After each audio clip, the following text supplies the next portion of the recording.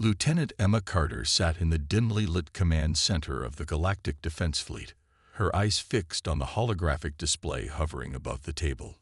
The room was quiet except for the soft hum of machinery and the occasional beep of incoming data. She leaned forward slightly, her fingers brushing against the control panel as she zoomed in on a cluster of blinking red dots that had appeared near the edge of their monitored sector. Something about it didn't feel right. Captain Ryan Mitchell walked into the room, his boots clicking against the metal floor. He stopped beside Emma, his sharp gaze scanning the same display. His face was calm, but there was a tension in his jaw that gave away his unease. "What do we have?" he asked, his voice low and steady. Emma hesitated for a moment before answering. "It's unusual," she said, choosing her words carefully. "We detected an object moving toward our territory. At first, we thought it might be a rogue asteroid or some kind of malfunctioning satellite. But now," she paused, glancing at the captain, "now we're almost certain it's a ship." Ryan frowned. "A ship? From where?" "That's the problem," Emma replied. "It's not one of ours. And it's not from any known species in the galaxy either." She tapped a few buttons, and the image on the display shifted to show a clearer view of the object. It was massive, shaped like a spearhead with jagged edges and glowing panels along its surface. Even through the grainy visuals, it radiated power and danger. Ryan crossed his arms over his chest, studying the vessel intently. Could it be explorers, traders, maybe? Emma shook her head. "No, look at this." She highlighted a section of the ship where energy readings were spiking. "Those are weapon systems. They're active. Whoever, or whatever, is flying this thing isn't here for trade or exploration." The captain let out a slow breath, his mind racing. For decades, the galaxy had enjoyed relative peace. Conflicts between species had been rare, and most disputes were resolved diplomatically. But this was something different, something new, and something potentially catastrophic. "Do we know where it came from?" Ryan asked finally. Emma nodded. "We traced its trajectory back as far as we could. It's coming from deep space, beyond the outer rim, beyond anywhere we've ever mapped." Ryan's frown deepened. "That doesn't make sense. Nothing lives out there. It's empty." "Exactly," Emma said, her voice tinged with worry. "Which means whoever built this ship has technology far beyond ours. And if they're heading straight for us..." She trailed off, letting the implication hang in the air. Ryan turned to face her fully.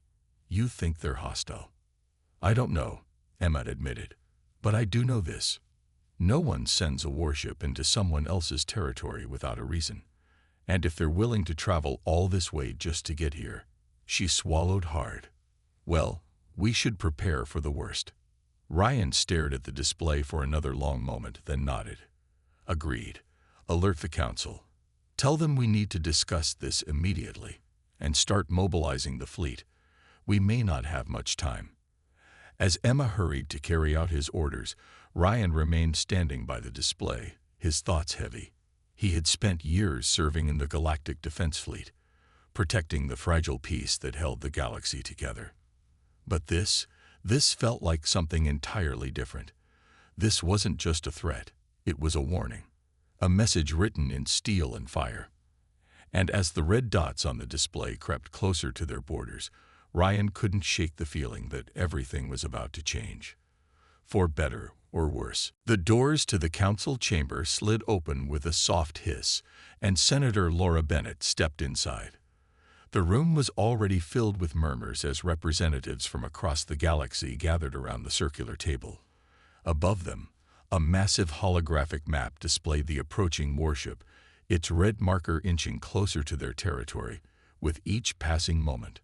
Laura took her seat, glancing at Admiral Daniel Hayes, who stood near the center of the room, his arms crossed tightly over his chest. His expression was grim, and it matched the mood of everyone else in the chamber. Admiral Hayes cleared his throat, silencing the murmurs. "We don't have time for delays," he began, his voice firm but measured. That ship is heading straight for us, and based on the scans we've received, it's armed to the teeth. If we don't act now, we could be facing an invasion. Laura leaned forward, resting her elbows on the table. An invasion? She asked, raising an eyebrow. Do we even know if they're hostile? For all we know, this could be a misunderstanding. Maybe they're explorers or refugees seeking help. Hayes shook his head. Refugees don't travel in ships like that. Look at the size of it, the weapons systems. It's built for war. And let's not forget, it's coming from deep space. No one out there has ever shown any interest in us before. Why would they start now unless they wanted something? General Olivia Grant, seated on the other side of the table, chimed in. I agree with Admiral Hayes. We can't afford to take chances here. If we wait too long to respond, we might lose the advantage. By the time they reach our borders, it could already be too late. Laura sighed, rubbing her temples. She didn't want to believe the worst, but the evidence was hard to ignore. Still, she couldn't shake the feeling that rushing into conflict without understanding the situation was reckless. Even so, she said, we can't just assume they're enemies. What about sending a diplomatic team? If we try to communicate first, maybe we can avoid bloodshed. Hayes frowned deeply. And what happens if they attack while your diplomats are trying to talk? We'd be wasting precious time and lives that we can't afford to lose. Before Laura could respond, another council member spoke up. It was Ambassador James Cole, a tall man with graying hair and a calm demeanor. Both sides make valid points, he said, looking between Laura and Hayes. But perhaps there's a middle ground. Instead of sending unarmed diplomats, why not dispatch a scout team?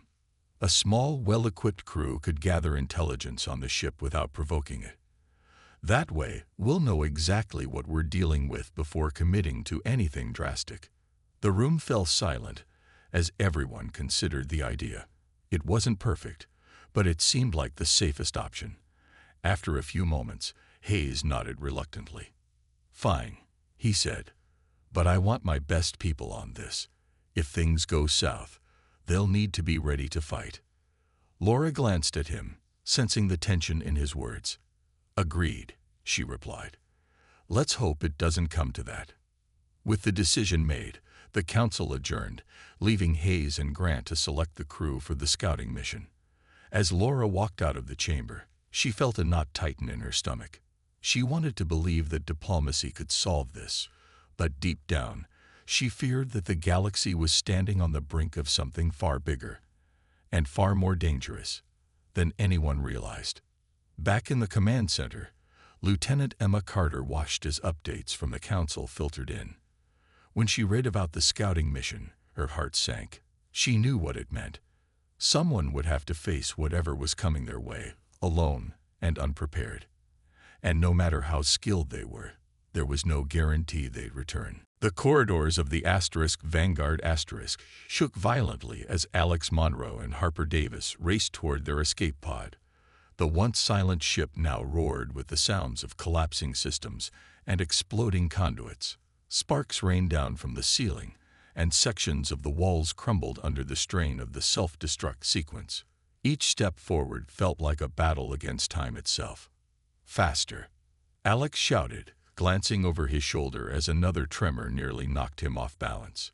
Behind them, part of the corridor collapsed in a shower of debris, sealing off their path back to the reactor chamber. We're not going to make it if we slow down. Harper didn't respond, her focus entirely on the route ahead. Her suit's heads-up display showed their position relative to the boarding pod, but the distance seemed impossibly far. Every few seconds, warning messages flashed across her visor, alerting her to failing oxygen levels and increasing heat within the ship. She pushed herself harder, ignoring the burning sensation in her lungs. Finally, they reached the docking bay where their pod was waiting. Alex slammed his hand against the control panel, opening the hatch just wide enough for them to slip inside. Harper dove in first, followed closely by Alex, who sealed the door behind them with a loud clang. The interior was cramped, but neither of them cared. Survival was all that mattered now. Initiate launch sequence.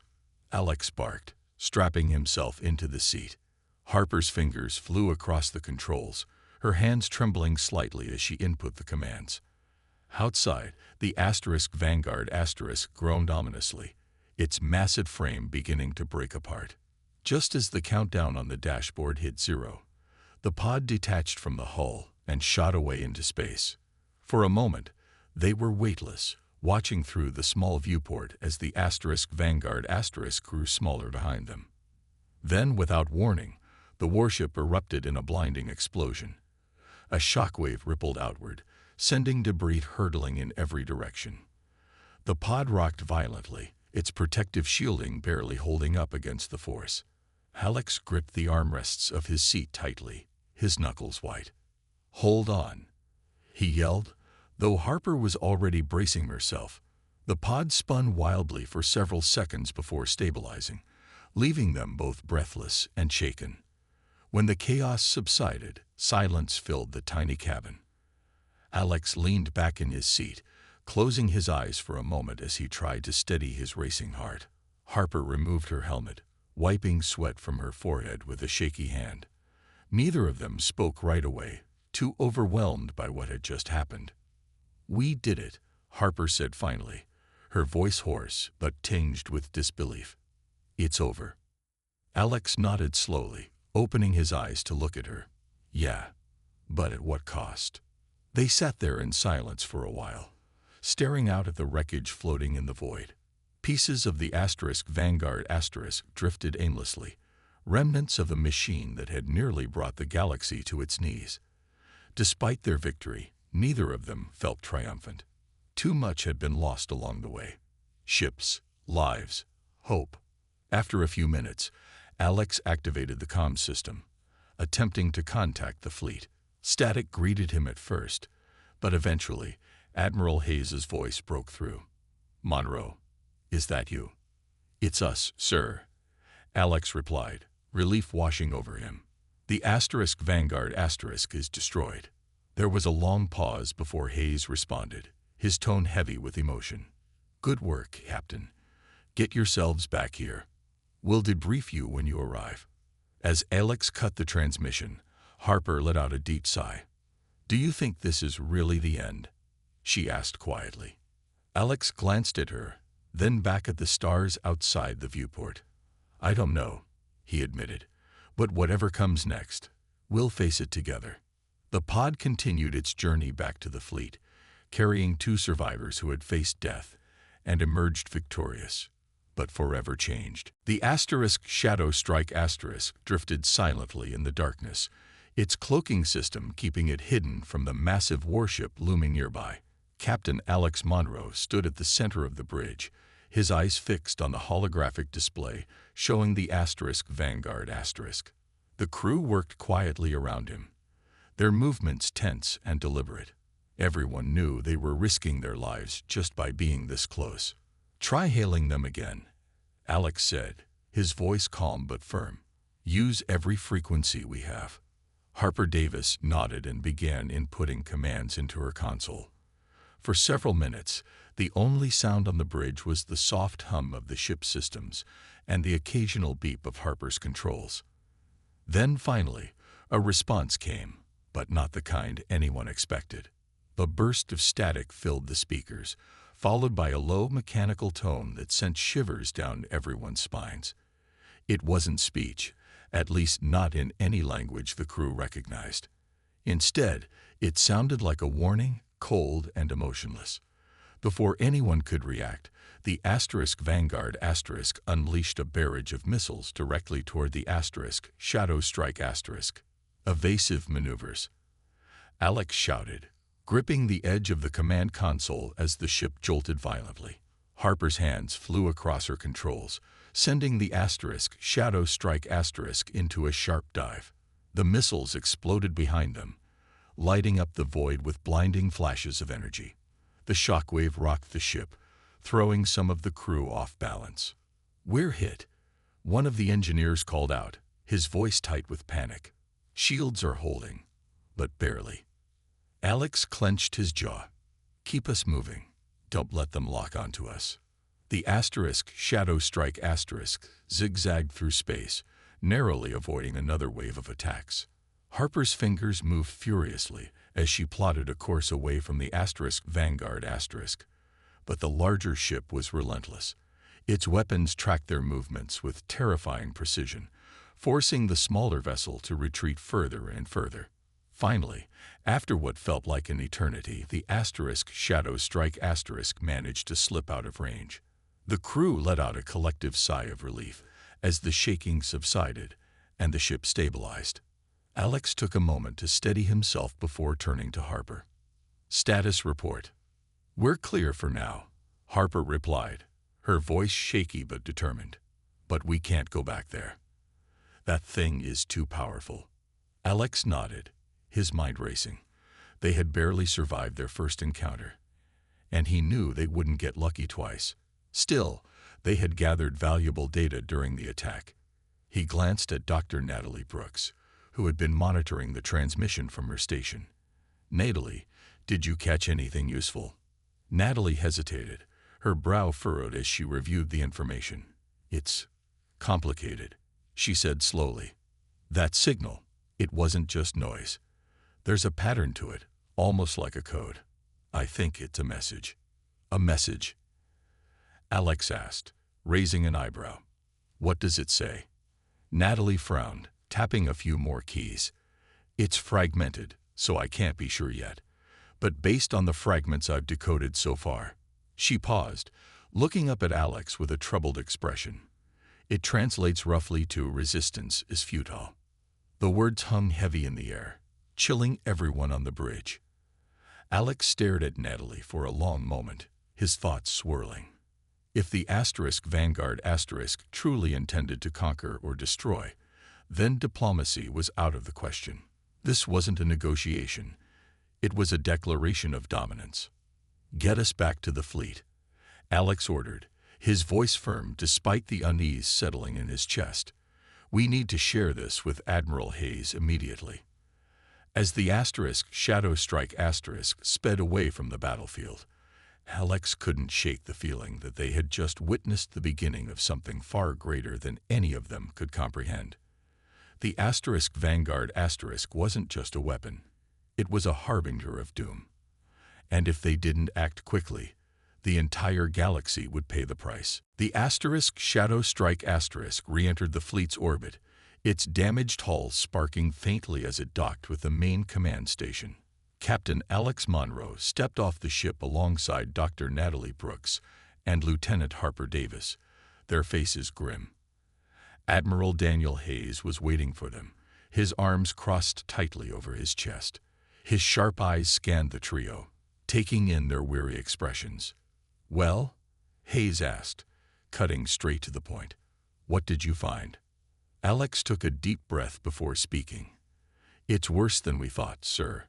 The Vanguard is armed with weapons far beyond anything we've seen. It detected us almost immediately and attacked without warning. We barely made it out alive." Hayes frowned deeply, his jaw tightening. "Did you manage to gather any useful information?" Natalie stepped forward, holding up a data tablet. "Yes, Admiral. During the attack, the Vanguard transmitted a signal. At first, it seemed like random noise, but when I analyzed it, I found a pattern. It's a message."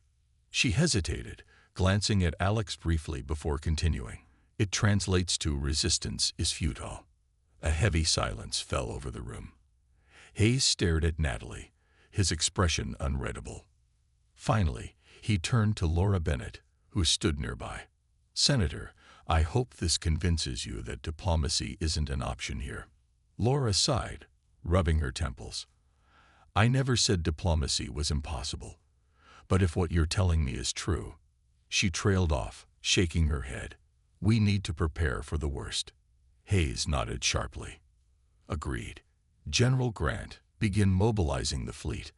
I want every available ship ready to deploy within 24 hours. General Olivia Grant saluted. "Understood, Admiral. We'll start organizing the defenses immediately." As Grant left to carry out the orders, Hayes turned back to Alex and his team. You mentioned vulnerabilities. Did you see anything we can exploit? Alex shook his head. Not much, sir. The Vanguard is heavily armored, and its weapons are incredibly accurate. However, he glanced at Harper, who nodded encouragingly. We noticed something unusual about its targeting system. It seems to prioritize larger ships or clusters of vessels. If we spread out our forces, we might be able to confuse it, or at least buy ourselves some time. Hayes considered this for a moment. That could work, but we'll need a plan to take it down permanently. Commander Sullivan, he called out, motioning to Jack Sullivan, who had just entered the room. I hear you've been working on a strategy. Sullivan stepped forward, his confident demeanor masking the weight of the situation. Yes, Admiral. Based on what Captain Monroe has described, I suggest using decoy ships to lure the Vanguard into a trap. We position smaller, unmanned vessels near key locations, asteroid fields, nebula, anything that can obscure their sensors. When the Vanguard engages them, we hit it from behind with everything we've got. Hayes raised an eyebrow. Risky. What happens if the Vanguard sees through the ruse? Then we improvise, Sullivan replied with a shrug. But based on its behavior so far, it seems to focus solely on immediate threats. If we keep moving and stay unpredictable, we might stand a chance. Hayes studied Sullivan for a moment before nodding. Do it. Start assembling the decoys and coordinate with the fleet captains. And make sure everyone knows this isn't just another battle, it's survival. As the group dispersed to carry out their tasks, Laura approached Alex and his team. Thank you for risking your lives out there, she said softly. I know it wasn't easy. Alex gave a small nod. We did what we had to do, Senator. But this isn't over yet. That ship, it's not just a machine. It's smart, calculated. Whatever's controlling it doesn't care about negotiations or peace. Laura's gaze dropped to the floor, her expression troubled. Then we fight, she said quietly.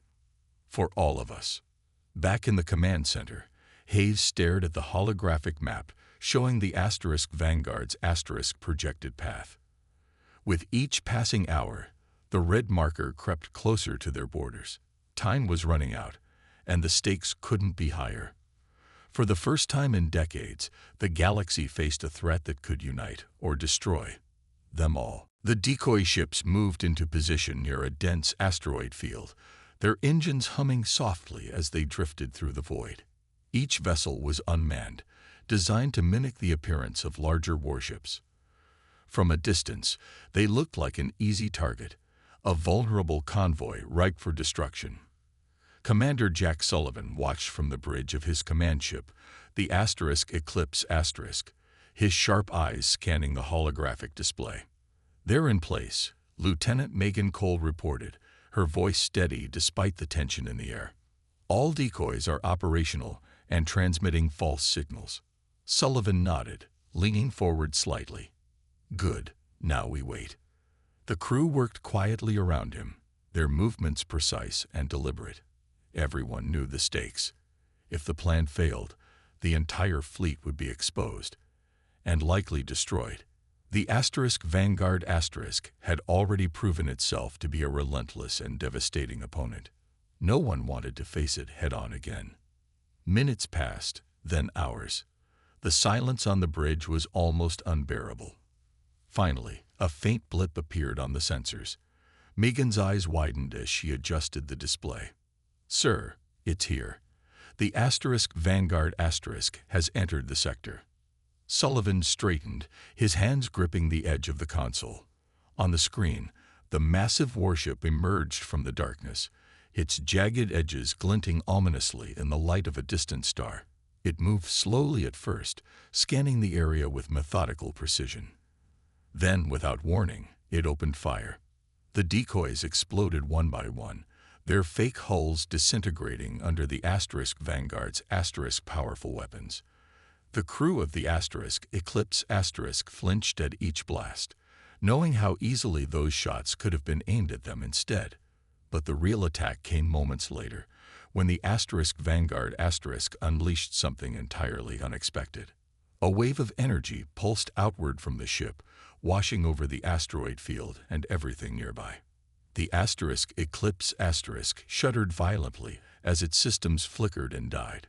Alarms blared across the bridge, and panic rippled through the crew. "What was that?"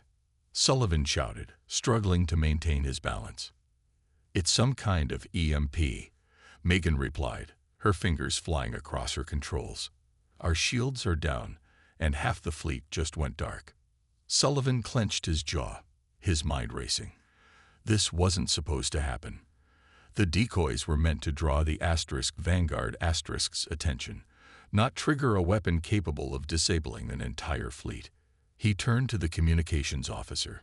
"Get me Admiral Hayes. Now." Static filled the speakers as the communication system struggled to reconnect. Finally, Hayes's voice crackled through. "Sullivan, report." "The plan backfired, sir," Sullivan admitted, his tone grim. "The Vanguard has a weapon we didn't anticipate. It's taken out most of our ships, including the decoys." There was a long pause before Hayes responded. "Casualties? Unknown, but significant," Sullivan replied. "We need to regroup, and fast." Hayes's voice hardened. "Fall back to the secondary rally point. We'll reassess from there. And Sullivan, whatever you do, don't let that thing get any closer to our core systems." "Understood, sir," Sullivan said, cutting the transmission. He turned to his crew. "You heard him. Get us out of here and start repairs. We're no good to anyone dead."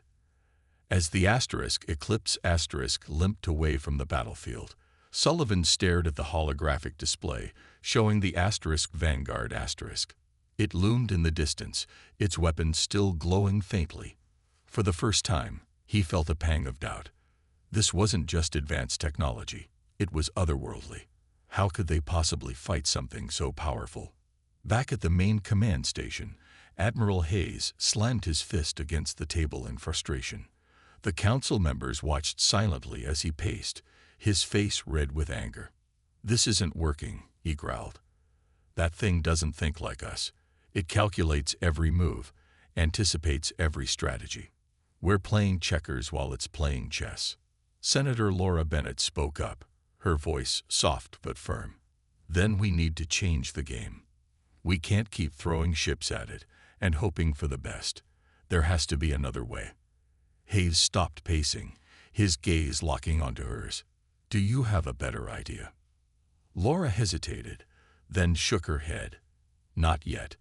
But if we don't find one soon, we're finished." As the room fell silent, Hayes stared out at the stars. The galaxy had faced threats before, but nothing like this. The Vanguard wasn't just a ship, it was a force of nature, and unless they found a way to stop it, it would consume everything in its path. Captain Alex Monroe stood in the briefing room of the Shadow Strike, his arms crossed tightly over his chest. The mission was clear, but that didn't make it any less dangerous. After the catastrophic failure of the decoy plan, Admiral Hayes had ordered a desperate new strategy: infiltrate the Vanguard and disable it from within. It was a suicide mission, and everyone in the room knew it. "We'll need a small team," Alex said, his voice calm but firm. "2 people at most. Any more, and we risk detection." Lieutenant Harper Davis raised her hand slightly. "I'm going with you, Captain." Alex hesitated, glancing at Harper. She had been by his side since the beginning of this nightmare, and he trusted her skills as much as his own. But he couldn't shake the thought of sending her into such peril. "Are you sure?" he asked quietly. Harper nodded, her expression resolute. "If anyone can pull this off, it's us. Besides, you're going to need someone to cover your back." Alex sighed, but didn't argue further. He turned to Dr. Natalie Brooks, who was seated nearby. "Natalie, what have you learned about the Vanguard's systems?" Natalie adjusted her glasses, flipping through the data on her tablet. "The ship is highly automated, which means there might not be many. if any, living beings aboard. Most of its functions are controlled by an advanced AI. If we can locate and disable the central core, we might be able to shut it down completely. And where is this core? Alex asked. Deep inside the ship, Natalie replied. Probably near the reactor chamber. That's where the power source would be located. But getting there won't be easy. The corridors will likely be patrolled by drones or security systems. Alex nodded, absorbing the information. Then we'll have to move quickly and quietly. Harper, prep the gear. We leave as soon as possible. Hours later, the Shadow Strike approached the Vanguard under the cover of darkness. The massive warship loomed ahead, its jagged edges casting long shadows against the stars. Alex and Harper suited up in sleek, black infiltration armor equipped with cloaking devices. They checked their weapons one last time before stepping into the boarding pod. Ready? Alex asked, his voice low. As I'll ever be, Harper replied, gripping her rifle tightly. The pod detached from the Shadow Strike and drifted silently toward the Vanguard . When they reached the hull, magnetic clamps secured the pod in place, and Alex activated the cutting tool. A circular section of the metal peeled away, revealing a dark corridor beyond. The two slipped inside, their footsteps muffled by the thick soles of their suits. The interior of the Vanguard was eerily silent. Rows of dormant humanoid drones lined the walls, their blank faces staring blankly into the void. Faint blue lights pulsed along the ceiling, casting an unsettling glow over everything. Alex motioned for Harper to stay close as they moved deeper into the ship. "This place gives me the creeps," Harper whispered, her voice barely audible even through their comms. "Focus," Alex replied. "We don't have time to waste." They followed Natalie's map, navigating through twisting corridors until they reached a large door marked with glowing symbols. Alex scanned it with his datapad. "This is it. The reactor chamber should be on the other side." Harper nodded, taking position beside him. "Let's do this." Alex triggered the door mechanism, and it slid open with a soft hiss. Inside, the reactor hummed with energy, its core glowing brightly in the center of the room. Surrounding it was a pulsating sphere of light. The AI core. Alex stepped forward cautiously, his eyes scanning for threats. "There," he said, pointing to a control panel near the core. "That's how we disable it." Before they could act, alarms blared throughout the chamber. Red lights flashed, and the drones lining the walls sprang to life, their mechanical limbs whirring as they turned toward the intruders. "Guess we've overstayed our welcome," Harper muttered, raising her rifle. Alex fired his weapon, taking out 2 drones with precise shots. "Keep them busy while I work." Harper nodded, firing bursts of plasma at the advancing machines. Sparks flew as metal collided with energy bolts, but more drones kept coming. Alex worked quickly at the control panel, his fingers flying across the interface as he tried to override the system. "Hurry up," Harper shouted, ducking behind a console as a drone's weapon grazed her shoulder. "I'm almost there," Alex replied, sweat dripping down his face. Finally, the screen displayed a single prompt. **** core shutdown, initiated ****. The AI core flickered, its light dimming as the reactor began to power down. The drones froze mid-motion, collapsing to the ground like marionettes with their strings cut.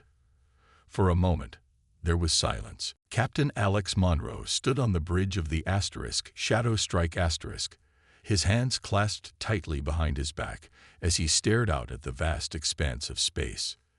The sleek, black stealth cruiser hummed softly beneath his feet, its advanced cloaking systems masking it from detection. Beside him, Lieutenant Harper Davis adjusted the controls on her console, her movements quick and precise. The rest of the crew worked silently, their faces tense with anticipation. The mission was clear: locate the mysterious warship, gather as much intelligence as possible, and return safely. But no one in the crew felt truly confident about their chances. The warship, dubbed *Vanguard* by the Council, was unlike anything they had ever encountered. Its size alone was intimidating, and the weapons systems detected during preliminary scans made it a formidable opponent. Still, Alex knew that hesitation wouldn't help anyone. If they were going to protect the galaxy, they needed answers. "Status report," Alex said, breaking the silence. Harper glanced up from her console. "We're approaching the projected coordinates now, Captain. So far, no signs of activity in the immediate area." Alex nodded. "Good.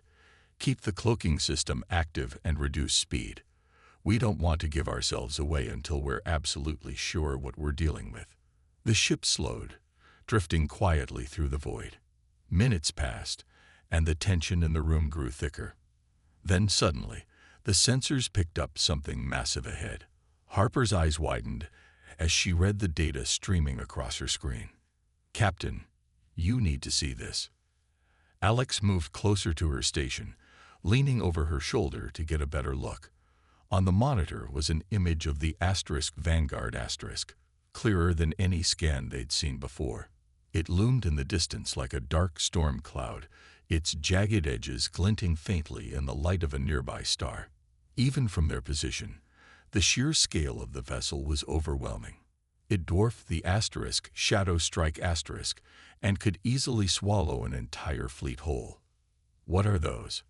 Alex asked, pointing to several glowing panels along the ship's surface. "Energy signatures," Harper replied, her voice tinged with awe. "They're powering the weapons systems. And wait." She paused, her fingers flying across the keyboard. "There's more. Look at the propulsion system. It's unlike anything I've ever seen. This thing could travel faster than anything we have." Alex straightened, his jaw tightening. "Can we get closer?" Harper hesitated, then nodded. "Yes, but we'll need to be careful. If they detect us, we won't stand a chance." "Understood," Alex said firmly. "Take us in slowly. Let's see if we can find a weak point or some kind of vulnerability." The Shadow Strike crept forward, inching closer to the behemoth. As they approached, the crew began to notice details they hadn't seen before. Along the hull were strange markings, symbols etched into the metal that seemed almost organic in design. Some of the crew whispered among themselves, speculating about their meaning. Others simply stared in stunned silence, unable to tear their eyes away from the monstrous craft. Then, without warning, the Vanguard came to life. Lights flickered across its surface, and the glowing panels intensified, bathing the surrounding space in an eerie blue hue. Harper gasped, her hands flying to the controls. "Captain, it's activating. We need to pull back." "Hold position," Alex commanded, his voice steady despite the panic rising in his chest. "Let's see what it does." For a moment, nothing happened. Then a low rumble echoed through the void as the Vanguard's engines roared to life. Slowly, impossibly, the massive ship began to turn, its sharp edges cutting through the darkness like blades. Alex watched intently, his mind racing. Was it preparing to attack? Or was it simply adjusting its course? Before anyone could react, the Vanguard fired, not at the Shadow Strike but into empty space. A volley of missiles streaked outward, exploding harmlessly in the distance. The crew let out a collective breath, but Alex didn't relax. Something about the display felt deliberate, almost like a warning. "What was that?" Harper asked, her voice trembling slightly. "I don't know," Alex admitted, "but I think it's safe to say we've been noticed." He turned to the rest of the crew. "Prepare to retreat. We've got enough data for now. Let's get back to the fleet and figure out what we're dealing with." As the Shadow Strike slipped away into the shadows, Alex couldn't shake the feeling that they had just glimpsed the tip of a very dangerous iceberg. Whatever the Vanguard was, it wasn't just a machine. It was a predator. And it was hunting.